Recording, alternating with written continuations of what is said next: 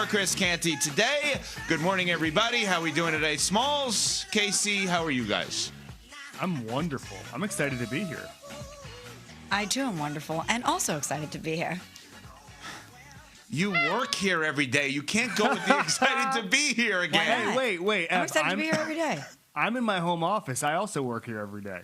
So I'm good. That's right. Okay. We're all in our comfort zone. Wait, but the excited to be here, Kevin probably went downstairs is where he went. You're not excited to be here every day? Of course I am. Wow, Evan, not excited to be at work every day. How did this become about me and you turn it around like that? 6:01 in the morning. And Eastern time. Yeah, I don't like it. And you're already clowning on me. Unbelievable. Well, you just threw, Kevin, you are at your home studio today, but we get these papers every day, our rundowns, things we need to read. Evan just threw them at me and threw them across the table and off the table. I threw them to you. I would never throw it at you. Do I need to leave? Throw them at you. Do you understand that people are going to hear that and think I'm throwing things at you? Well, you know, he didn't ball them up and throw them at Yeah, me. I tried to slide them on the desk across where Cece normally sits. Yeah. You slid it away from her. I didn't mean to. I think it has been proven many of times. I'm not saying you did. I'm just saying. I think it's been proven many of times, not to give Kevin's exact location, that where I throw, which is near where Kevin lives, is not ideal, right? Where I've thrown in my life. I'm not a good thrower, obviously, and that is terrible. Yeah. Oh, you know what? I forgive you. I Yeah. forgot about the 8 interceptions. Yeah. I forgot about your accuracy issues.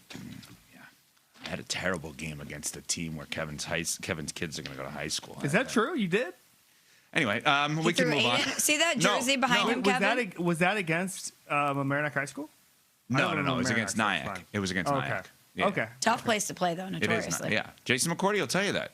Yeah. Jason McCourty grew up in that area. Anyway. All right, can we move on to another quarterback that struggled, and that is Kyler Murray. Adam Schefter reports yesterday that Kyler Murray is going to be released barring a trade between now and next Wednesday. Before I continue, are we all in agreement that there will be no trade? Yes. Okay, so it's going to be a release at this point. I understand they have to say that as a way of enticing a team to say, okay, sure, we'll give you something for Kyler Murray. That's not going to happen. Arizona already owes him $36.8 million, guaranteed in 26. Another almost $20 million would have been given to him if he was on the roster for this league year in mid-March. And so now he will be moving on. Our Cardinals reporter, Josh Weinfuss, says that getting released was his preferred destination, and that there's two preferred destinations that he would love to go to, but we are not 100% sure as to what those destinations are. Let's go one by one here with Kyler. Let's talk first about his time in Arizona. What's the right way of describing it? Was he a bust as the number 1 overall pick, or did he just not work out as the number 1 overall pick? Well, he only had one playoff appearance in his 7 seasons in Arizona. A wild card loss to the Rams back in 2021. There was injuries. When you're drafted number 1 overall as a quarterback, especially, you're supposed to be transformational. You're supposed to put the organization in a position where they're competing for championships year in and year out.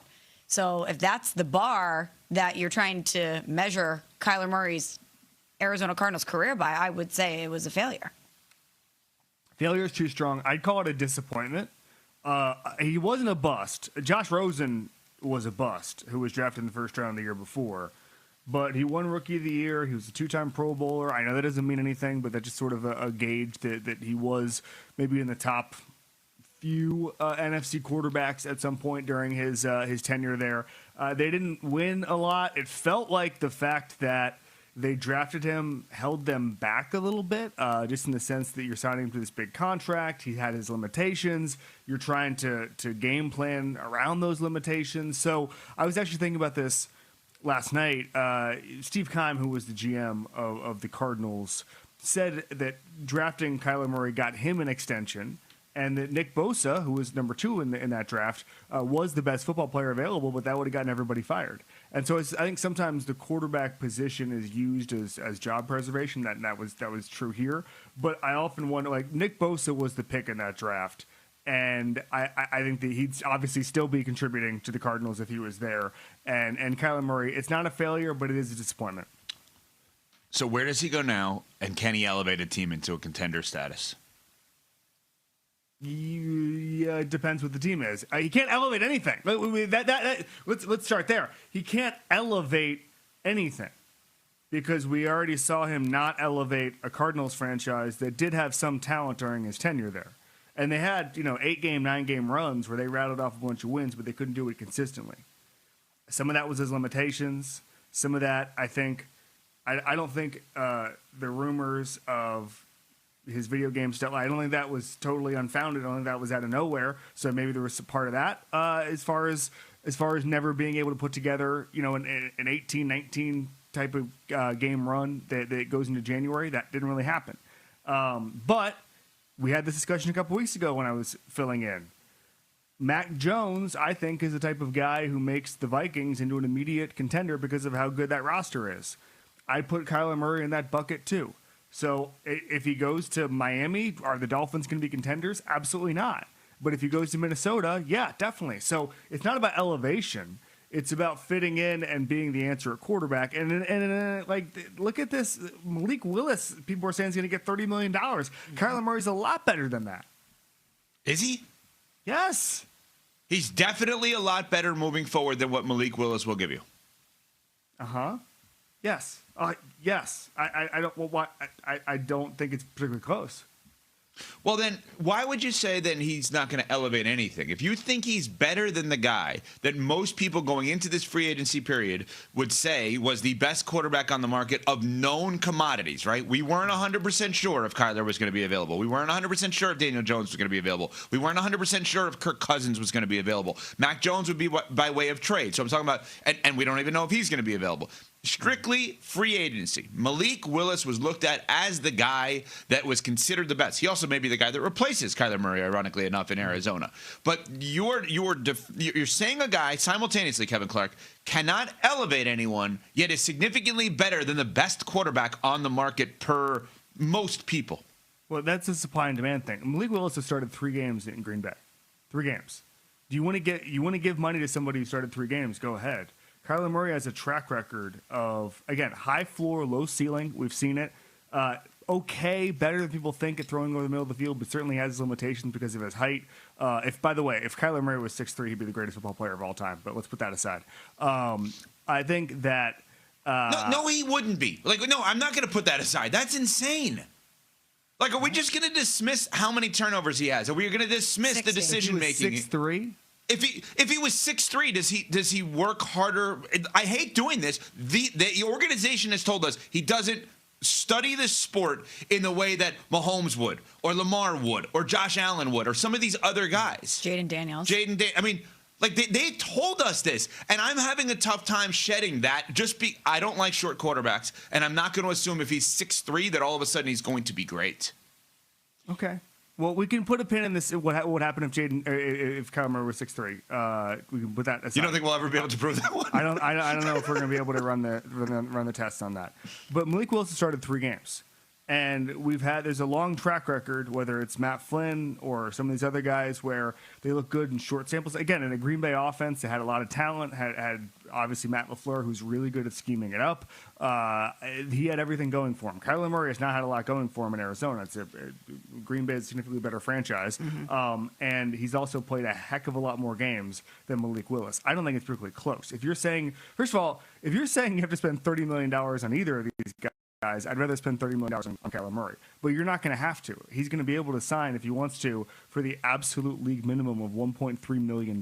This is not even close. If I'm Minnesota, if I'm any of these teams, there should be, I saw someone say this yesterday, there should be 31 teams calling Kyler Murray with the league minimum, because even if you've got a franchise quarterback, why would you not want Kyler Murray on a league minimum? He's so dynamic. So, yeah, he's the best quarterback available by a wide margin. The only thing that would change that is if Daniel Jones miraculously got healthy.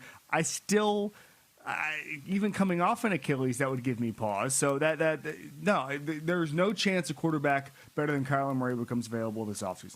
I agree with that, and I'm excited to see what happens next for Kyler Murray because it's incomplete in Arizona. I said it was a failure because when you're drafted number 1 overall, you're expected to compete consistently. Sure. But look at Sam Darnold. his time with the New York Jets was a failure, he's not a failure. Just because your tenure with the team that drafted you is disappointing, underwhelming, and not what you hoped it could be, does not mean that you can't have a second act somewhere else where you revitalize your career in a lot of ways. And it is circumstantial. It does depend where he goes. If Kyler Murray goes to the Jets, are we going to say Kyler Murray's going to elevate the Jets? No. If he goes to the Vikings, are we going to say they have a chance to win because it's a clear upgrade from what J.J. McCarthy has given them? Yes, it's all circumstantial. Sam Darnold is the blueprint for that.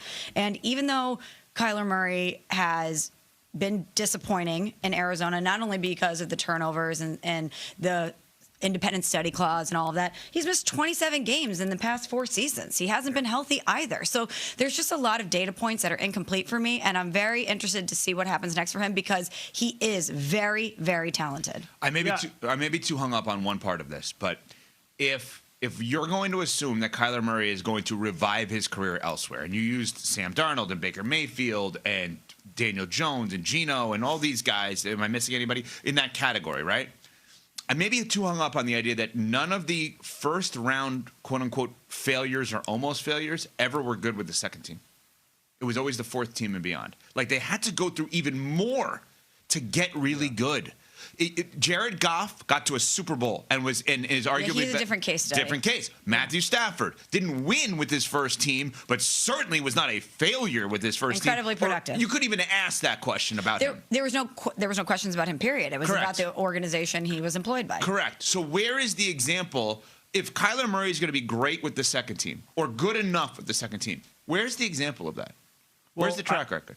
I think you're kind of looking at it backwards. I think a lot of times when quarterbacks fail, they don't get to go to a good situation because they failed, right? So Sam Darnold had to go to Carolina when it was maybe the worst organization in all of football, and he had to stay there for 2 years. Baker Mayfield, the same. And then he had to go to L.A., where he was a replacement quarterback with didn't he have like an hour to learn the plays? And he was great. He was in those bad situations because he failed. What doesn't happen in this league is you fail as a first overall pick or a third overall pick in Sam Darnold's case, and then another really good infrastructure team goes, hey, why don't you start for us? That doesn't happen. And so what happens is you have to go and play, be a starter in a place like Carolina for 10 or 11 games, fail, then hit rock bottom. I think that's the part you're talking about, Evan. Yeah. That I think is a good point. You have to hit rock bottom as a quarterback to be built back up. Sam Darnold did what it, you're certainly. saying, Kevin, and I'm sorry to interrupt, we can continue the conversation, but we've got to break in a second, but what you're saying is really interesting.